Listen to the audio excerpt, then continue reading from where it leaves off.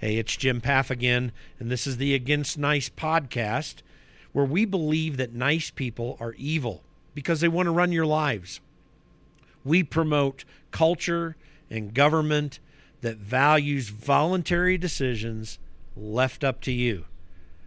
This is a way to promote justice and kindness that thinks about the needs of others before ourselves. Go to our website, politicsisn'tnice.com, and join our email list. The button's right there at the top right, politicsisn'tnice.com. We got a very special guest today on the Against Nice podcast, Victor Davis Hanson.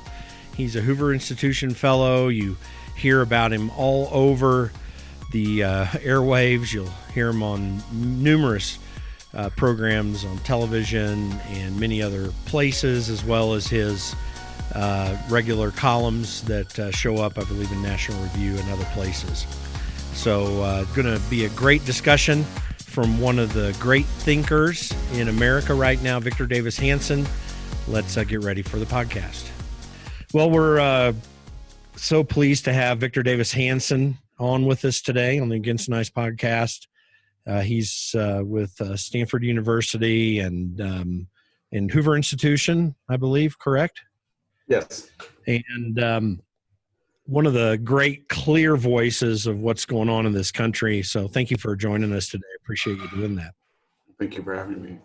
So we're looking at this. You've been a great proponent of understanding what Donald Trump has had to do to, I don't know, the timing of him coming in as president and this particular time. And then bam, here we are in this COVID-19 situation, which just doubles down on problems that are there. We've gone through all of the impeachment stuff, all these things that have happened.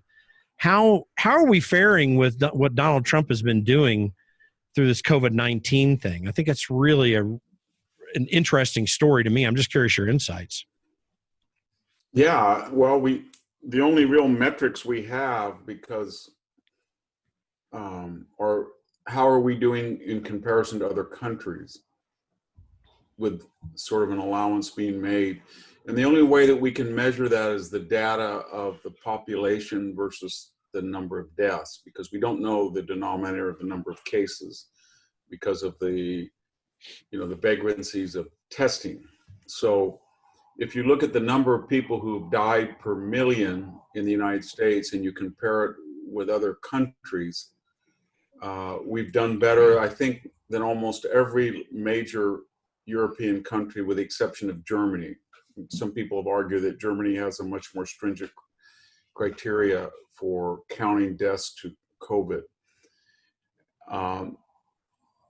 That said, if you take just New York out of the equation and New Jersey, the New York City corridor, then U.S. deaths drop by about half, even though they constitute only about 9% of the population.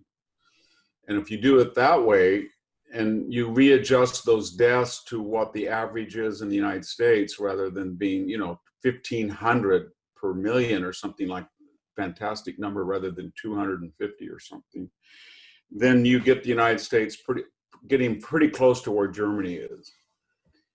And so I think in that sense, we're doing pretty well. Donald Trump is faulted because he said it was like the flu, or you should use off-label hydroxychloroquine, or UV lighting might help, or we'll get through it. And the weird thing about that is that that's pretty much what Anthony Fauci said all during January and February. He said it was going to be like the flu. You can go out. That's what Como said. And everybody said that because that's what the World Health Organization said. It wasn't transmissible, and the Chinese government misled the world. Other than that, Trump has sort of an instinctual cunning, because it turned out that hydroxychloroquine is more useful than not useful, from what we can tell from frontline doctors, and that UV lighting and things like that seem to have some help as well. We have about 85,000 dead. It looks like at the rate we're going, we're going to probably get up to 100 or 110,000 before the winter, when it starts to to taper off. That's about what we suffered from the flu in 1967 or 1958. So it was a really bad flu year, not like, as some people predicted, 1918 when there was 500,000 people dead. So that said, I think he's done pretty well, and you can see it by the criticism of him. He's been criticized so far for not locking down and going into social distancing earlier and more comprehensively. And now you can see the criticism shift. It's more Donald Trump is the next Herbert Hoover, that he kept us locked down or he didn't do enough for the economy. And when he lets, so I think that his critics are in a dilemma because whatever he does, they're against. But when states open up like Georgia and Florida and they get their economy starting to jumpstart again, then they're criticized.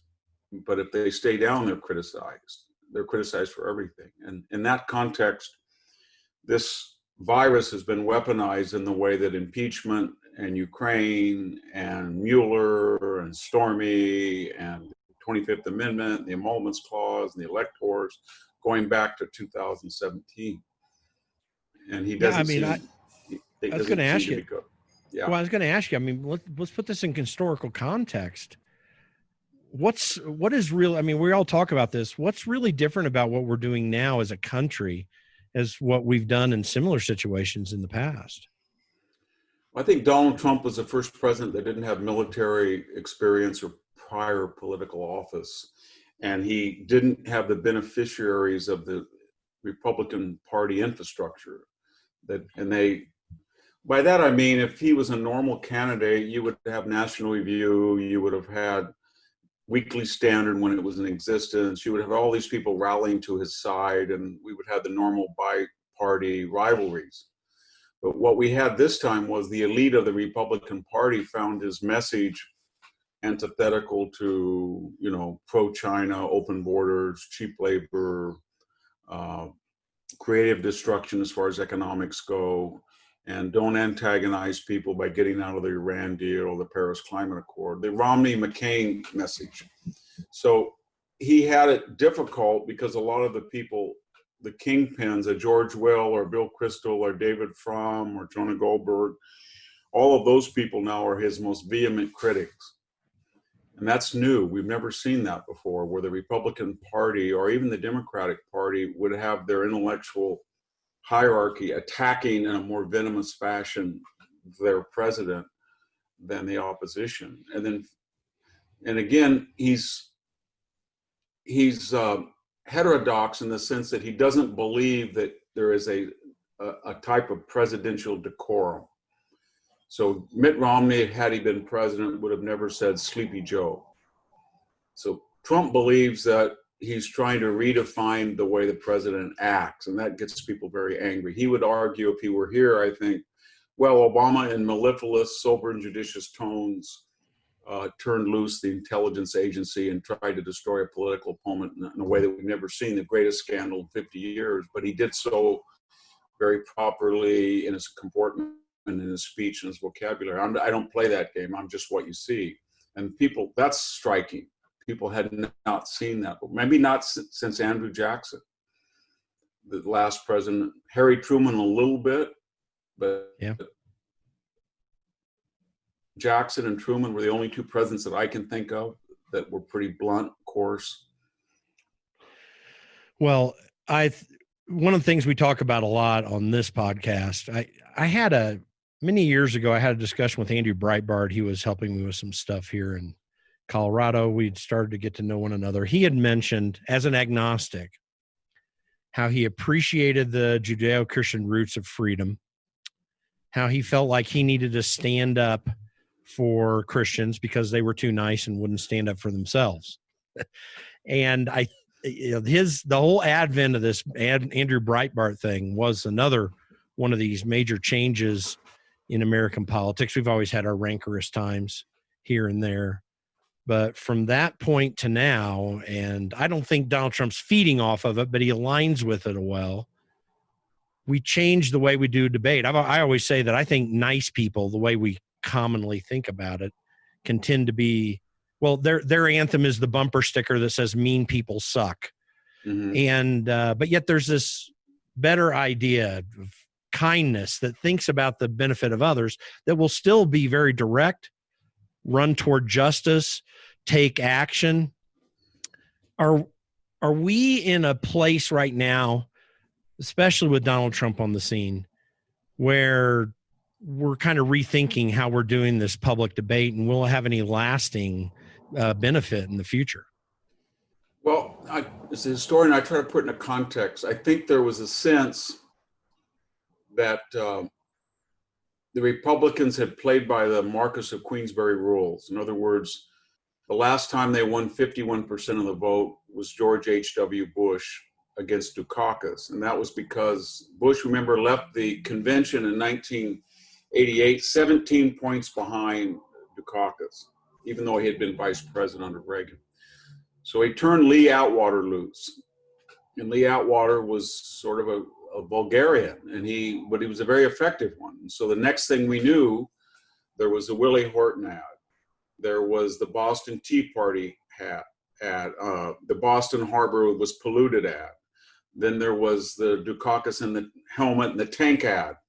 And when Lee Atwater got done with Mike Dukakis, he looked like an effete Eastern incompetent mayor, and Bush won. But then because he was a Marquess of Queensberry guy, Bush felt bad about it. And then unfortunately for Bush, Lee Atwater got a brain tumor and died. So at that point, the Republican establishment came back, and Bill Clinton took that lesson. He created the War Room.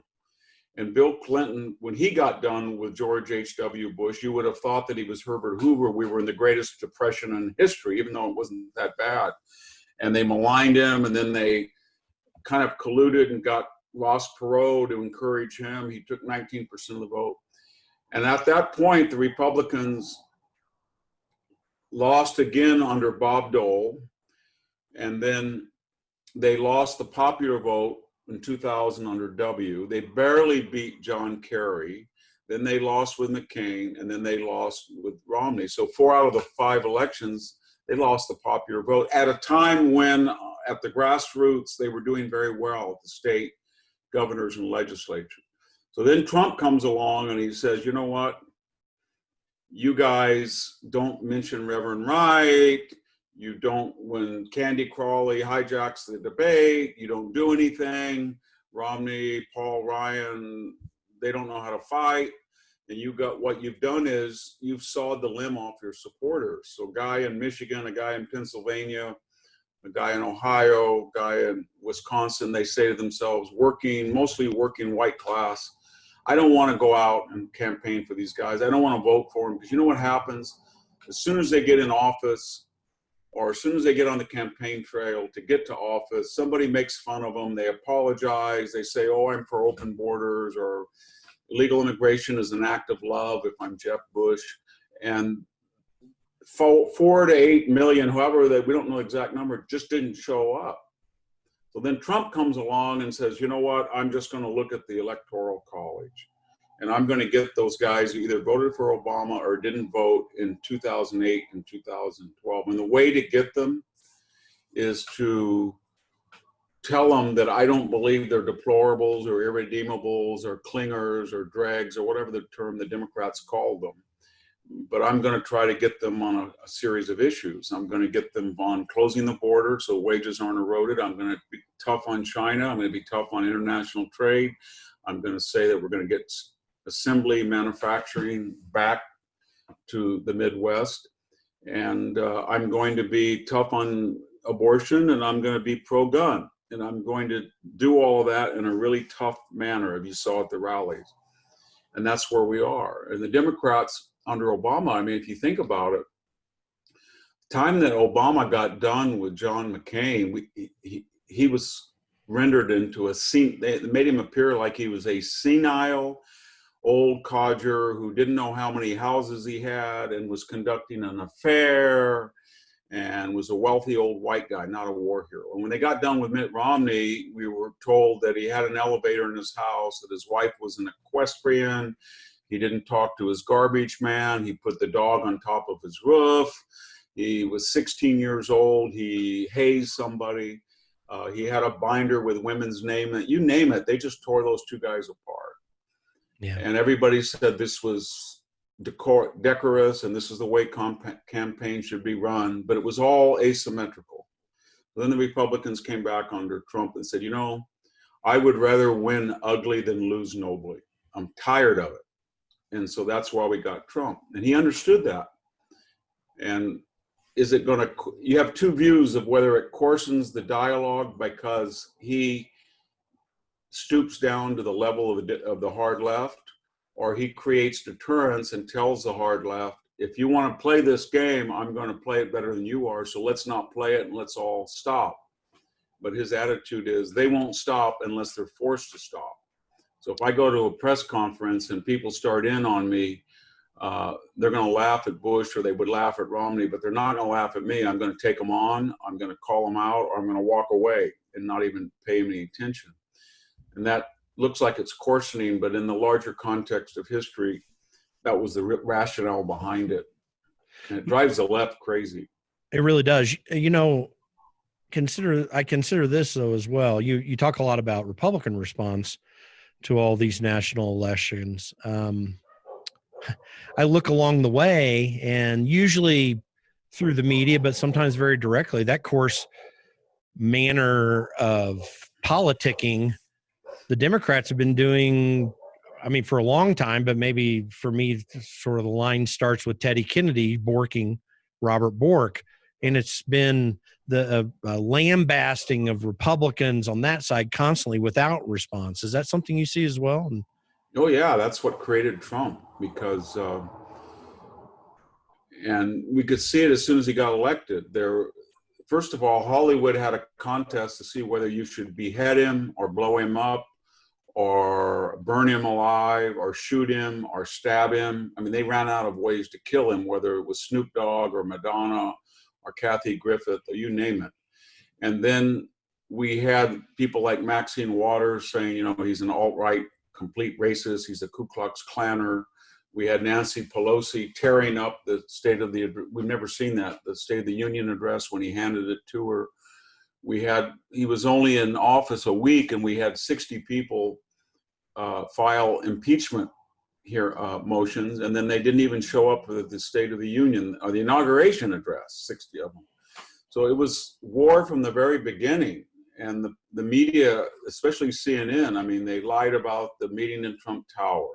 They lied about the Mueller investigation. They lied about all of this. And then we've never seen from the very day one, first thing that happened, the election, the next day they sued in 3 states and said, the election machines were wrong. And then when that didn't work, they said, we're going to appeal to the electors that they should not honor the tallies in their individual states. And that was on a Hollywood commercial. That went on. And then suddenly we were told that the emoluments clause, that Trump had got wealthy, and they showed that he lost $1 billion, his family had. Then they said, he's crazy. He even took the Montreal assessment test. Can you imagine Joe Biden taking that? They bought a Yale psychiatrist, Bandy Lee, and she testified without ever seeing the patient that he was nuts and should be removed physically from office. And then there was Michael Cohen and Stormy, and then we went into 22 months of Robert Mueller, and he found out just what we all knew from the beginning. There was no Russian collusion, and you couldn't really obstruct a non-crime. So there was no obstruction that was actionable. And then we went into impeachment with Ukraine, and we've never seen anything quite like that. And people are saying to themselves, Trump is crude, he's angry, he insults people, but they usually conclude, his supporters at least, they say something along the following: I couldn't get up in the morning and take what he's taking. I couldn't do it. Yeah. I couldn't take that abuse. And 2, whatever he dishes out, they deserve. Yeah. Well, so if you cast it out broader in the culture, obviously there's a large number of people that are reacting positively to all this with Trump, kind of in a rah-rah fashion, sometimes on substance, sometimes not. Yeah. They're just glad that someone's fighting. But what's going on in the culture in general that led up to this, and how's this going to play out in the future? Because you look at what happened in the 1960s. I think we're still seeing this, speaking in the classical sense, hedonistic culture kind of playing out that shows up in so many areas of the way we think, not just in the personal moral behavior and all these things, but just a seeking of answers and solutions and pleasure.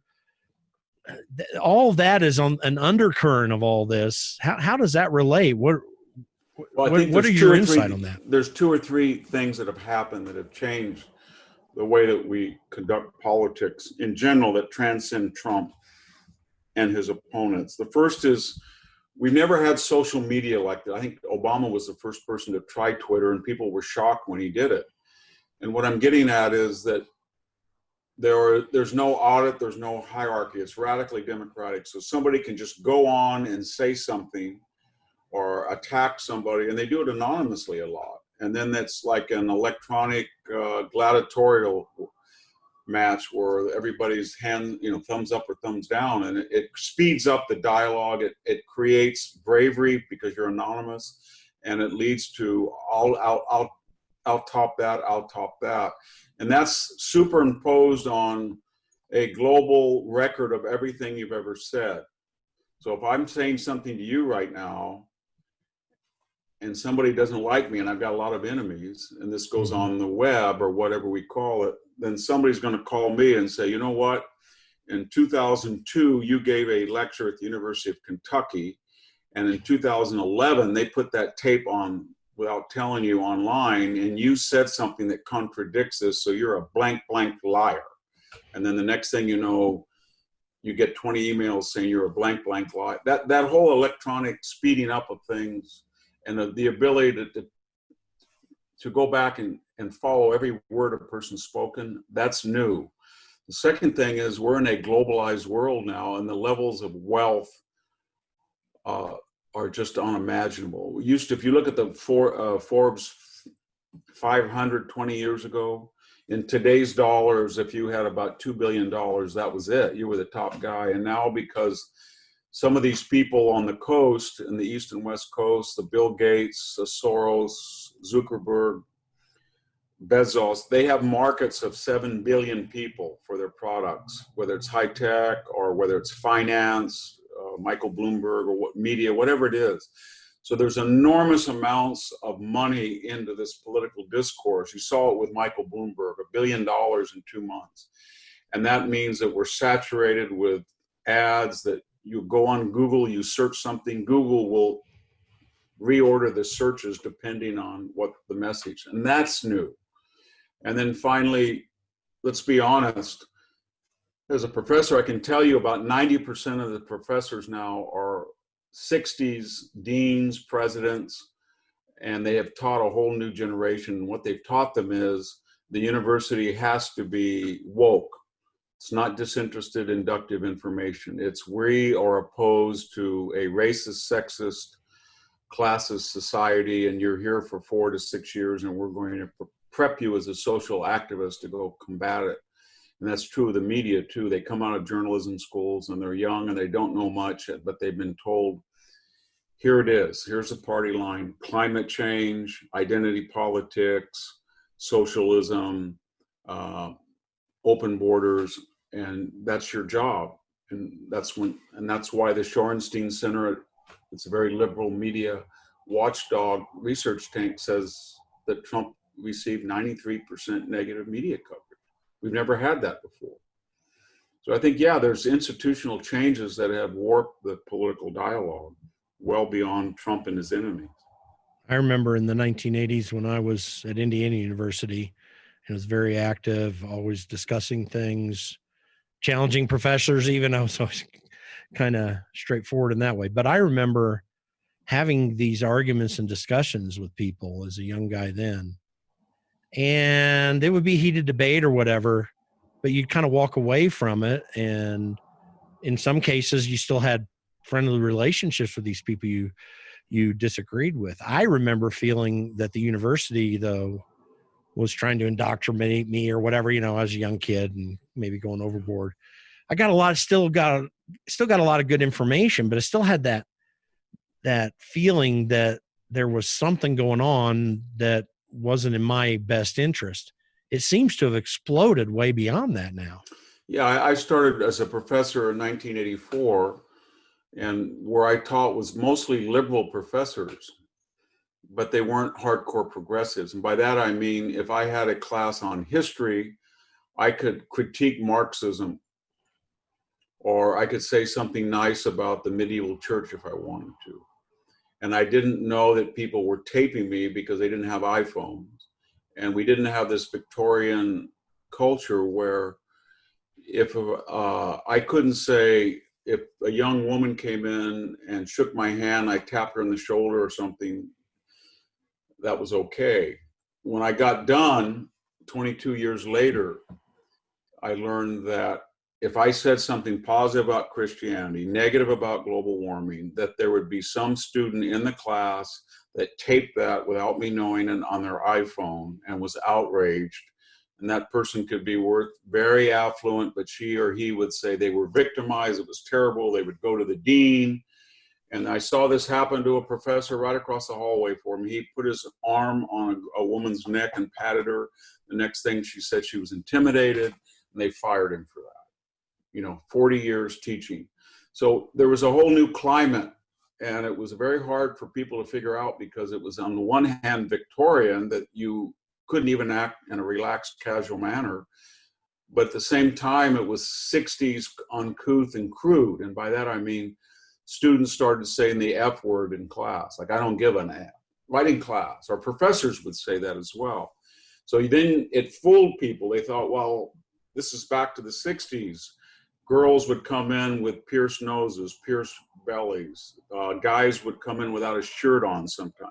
And people would say the F word. They would be freewheeling, and then the professors would go off topic. And just when you thought the whole thing was chaotic and left-wing and revolutionary, it was all being recorded, or there was all these rules that they would use in a political sense.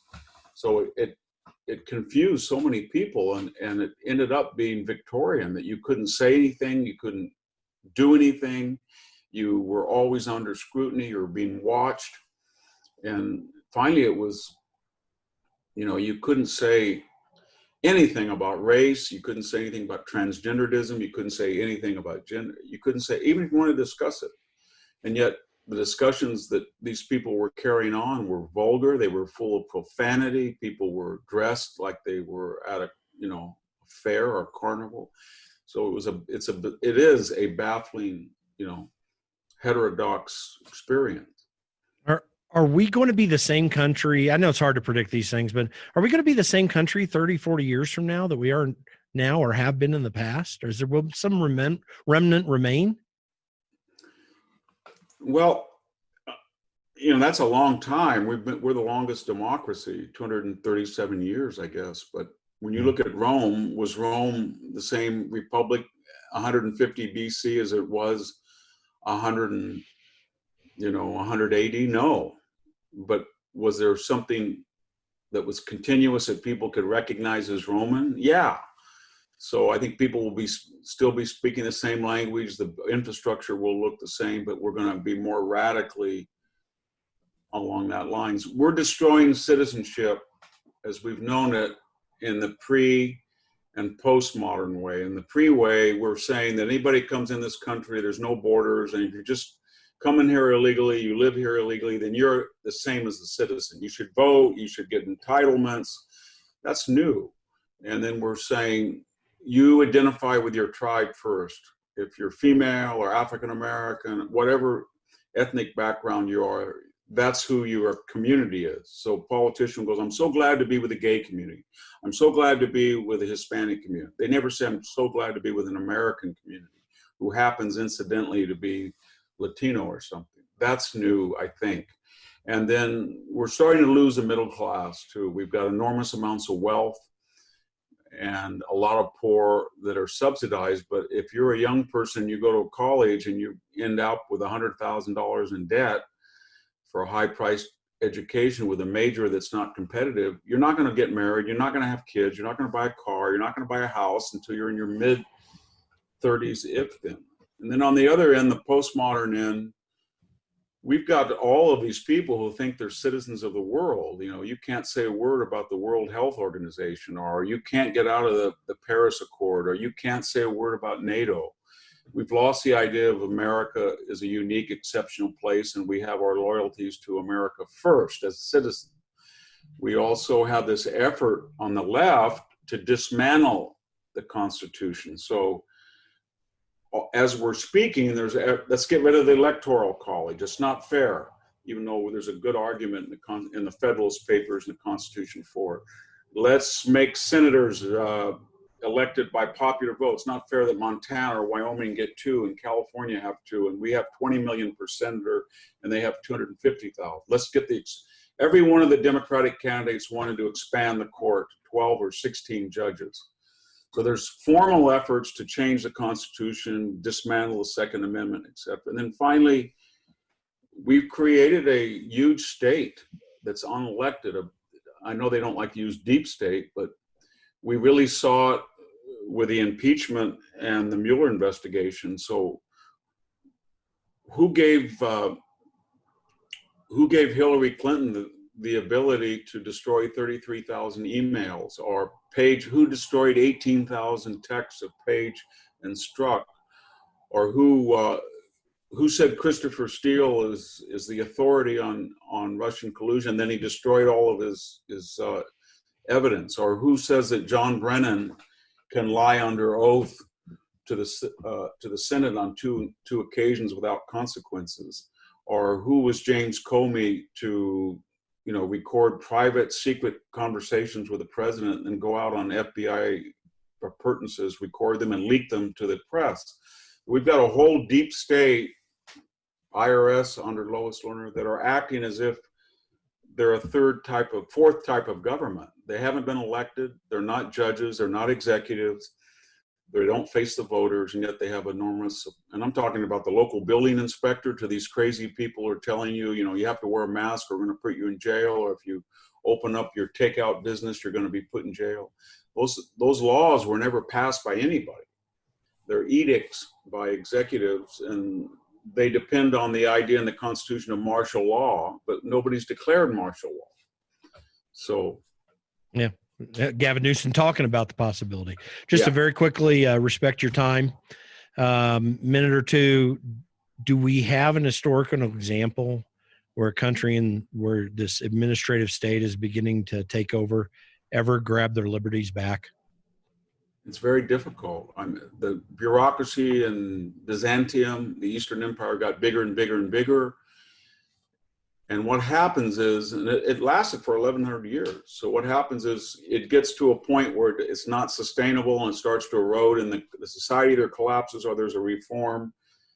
Sometimes a reform are pretty violent under Justinian. I mean, I don't want to talk about it, but they got rid of 30,000. They put them in the hippodrome and got rid of the bureaucrats, the blues and the greens.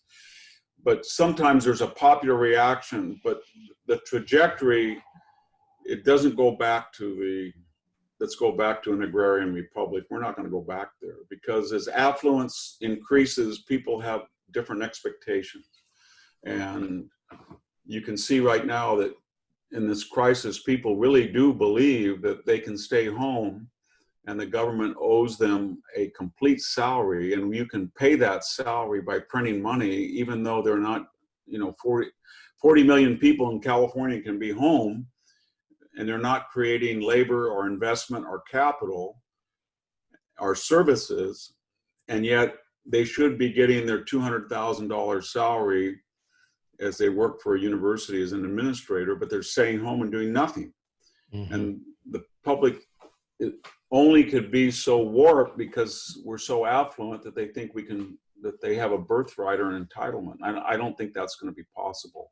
So we're going to see some pretty crazy things, I think, in the next 20 years where this sophisticated state has not been working the way that the founders thought it would. And we're going to have to make some recalibrations or corrections, or we're going to be in big trouble. So mostly true. About debt, I think. Yeah, exactly. Victor Davis Hanson, thanks so much for taking some time with us on the podcast today and giving us some great insights. Thank you. Thank you for joining us today on the Against Nice podcast. And again, before you leave us, I just want to ask you, connect with us on our email list and our social media. Go to politicsisn'tnice.com. Click on the Join Our Email List button. We'll get you information related to what we learned here today, but also other information that we're finding out along the way. It'll be a great resource for you. You can also go to our Facebook page. It's facebook.com/Against Nice, and our Twitter page @Against Nice. Go check us out there, and we look forward to talking to you, getting your feedback, finding out more from you. Thanks, and have a great day.